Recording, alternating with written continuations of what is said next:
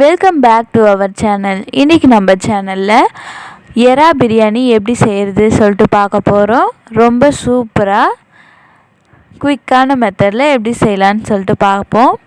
அதுக்கு தேவையான பொருள்லாம் இப்போ நீங்கள் பார்க்குறீங்க. அதுக்கு ஃபர்ஸ்ட் வெங்காயம் தக்காளி எடுத்துக்கிறோம். 4 வெங்காயம் 4 தக்காளி. தக்காளி ரொம்ப பழமாக எடுத்துக்கோங்க. அதுக்கப்புறம் புதினா ஒரு கட்டு நல்லா எடுத்து வச்சுக்கோங்க. அதுக்கப்புறம் பட்டை லவங்கம் அதெல்லாம் எடுத்துக்கோங்க. அதுக்கப்புறம் இஞ்சி பூண்டு பேஸ்ட்டு தேவையான அளவுக்கு எடுத்துக்கோங்க. அதுக்கப்புறம் கொத்தமல்லி அது எடுத்துக்கோங்க. அதுக்கப்புறம் அரிசி நாங்கள் பாஸ்மதி அரிசி எடுத்துக்கிறோம். அது 1/2 கிலோ. அது நல்லா தனியாக ஊற வச்சுக்கோங்க தண்ணியில். நாங்கள் எறா 1/4 கிலோ எடுத்துக்கிறோம். அது கூட தனி மிளகாய் தூள், உப்பு, இஞ்சி பூண்டு பேஸ்ட்டு, தயிர்லாம் போட்டு நல்லா ஊற வச்சுக்கோங்க. ஒரு 5 to 10 மினிட்ஸ் வச்சுக்கிட்டிங்கன்னா அது நல்லா பர்ஃபெக்ட் ஆகிடும்.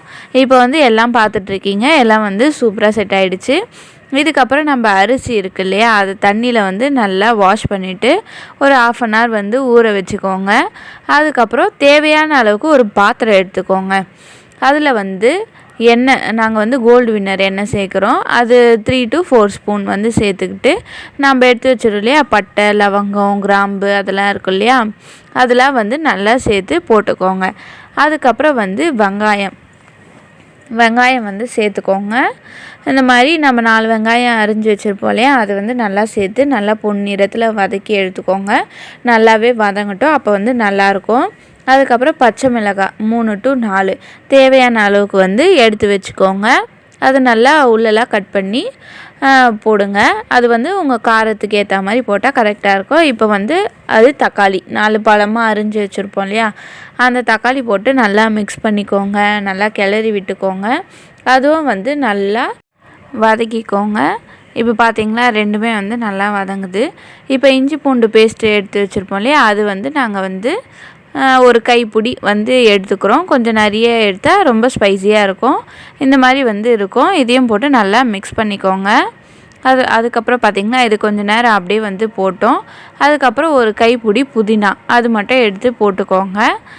டேஸ்ட்டுக்கும் ரொம்ப சூப்பராக இருக்கும். போட்டு நல்லா மிக்ஸ் பண்ணி வச்சுக்கோங்க. அதுக்கப்புறம் நாம் எடுத்து வச்ச எறா நம்ம மிக்ஸ்லாம் பண்ணி வச்சுருப்போம் இல்லையா முன்னாடியே, அது கொஞ்சம் சேர்த்து நல்லா மிக்ஸ் பண்ணிக்கோங்க. நல்லா கிளறி விட்டுட்டே இருங்க. இது வெந்துடுச்சா அப்படின்னு சொல்லிட்டு அப்படியே கிளறி விட்டுட்டே இருந்தால் தெரியும். இப்போ பார்த்திங்களா அந்த எறாலாம் ரொம்ப பெருசாகிடுச்சு. இந்த மாதிரி வந்துடுச்சுன்னா வெந்துடுச்சு அப்படின்னு சொல்லிட்டு அர்த்தம். இது கூட தனி மிளகாய் தூள் 2 ஸ்பூன் தேவையான அளவுக்கு போட்டுக்கோங்க. அதுக்கப்புறம் உப்பு 1 ஸ்பூன் சேர்த்துக்கோங்க. தயிர்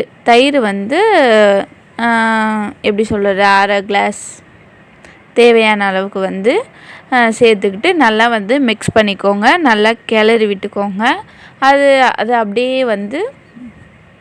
இருக்கட்டும். அதுக்கப்புறம் இந்த பிரியாணி ட்ரை பண்ணி பாருங்கள். உண்மையிலே சூப்பராக இருக்கும். வீட்டிலலாம் டிஃப்ரெண்ட்டாக இந்த மாதிரி செஞ்சு தாங்க. இதுவும் குயிக்கான மெத்தடில் தான் நாங்கள் செய்கிறோம். இப்போ நம்ம அரிசி ஒரு கிண்ணத்தில் எடுத்து வச்சுருப்போம் இல்லையா, அதே கிண்ணத்தில் அதே அளவு தண்ணி ஊற்றிக்கோங்க. எவ்வளோ அரிசி போடுறோமோ அவ்வளோ தண்ணி ஊற்றணும். இப்போ அது கூட கொஞ்சம் அதே 1 கப்பு இப்போ நம்ம அதே அளவுக்கு சேர்த்துட்டோம். கொஞ்சம் எக்ஸ்ட்ராவாக 1 கிளாஸ் இல்லைன்னா 1 கிளாஸ் போட்டால் போதும். அது தண்ணி சேர்த்துக்கோங்க. இப்போ அந்த பாத்திரம் செட் ஆகலை அப்படின்னு சொல்லிட்டு கொஞ்சம் பெரிய பாத்திரமாக எடுத்துக்கிறோம். அதில் நம்ம ஊரெல்லாம் வச்சுருப்போம் இல்லையா அரிசி, அது போட்டு நல்லா மிக்ஸ் பண்ணிவிட்டு அப்படியே டம் கட்டி விட்டுருங்க. அப்படியே க்ளோஸ் பண்ணி விட்டிங்கன்னா கொஞ்சம் நேரம் அப்படியே வெந்து ரொம்ப உதிரியாக சூப்பராக இந்த மாதிரி நம்ம எறா பிரியாணி கிடைக்கும். இப்போ பார்த்திங்களா எவ்வளோ சூப்பராக நம்ம எறா பிரியாணி ரெடி ஆகிடுச்சு. உண்மையிலே சாப்பிட்றதுக்கும் சூப்பராக இருந்தது. பெரிய பெரிய அரிசியாக இருந்தது. ரொம்ப தண்ணி ஊற்றுனீங்கன்னா குழன்னு ஆகிடும். தண்ணி ஊற்றலைன்னா வேகாமல் கூட போயிடும். கரெக்டாக நீங்கள் எவ்வளோ அரிசி சேர்க்குறீங்களோ அதை விட கொஞ்சம் 1 கிளாஸ் எக்ஸ்ட்ராவாக தண்ணி ஊற்றி நல்லா பண்ணுங்கள். பிரியாணி சூப்பராக வரும். ஹோட்டல் டேஸ்ட் மாதிரியே அப்படி இருக்கும்.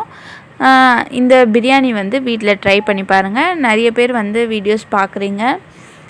சப்ஸ்கிரைப் பண்ண மாட்டீங்க. சப்ஸ்கிரைப் பண்ணிவிட்டு வீடியோ பாருங்கள். அதே மாதிரி உங்களுக்கு எந்த மாதிரி டிஷ்ஷஸ் வேணும் அப்படின்னு சொல்லிட்டு கமெண்ட் பண்ணுங்கள். நாங்களும் வந்து வீடியோஸ் வந்து போடுறோம்.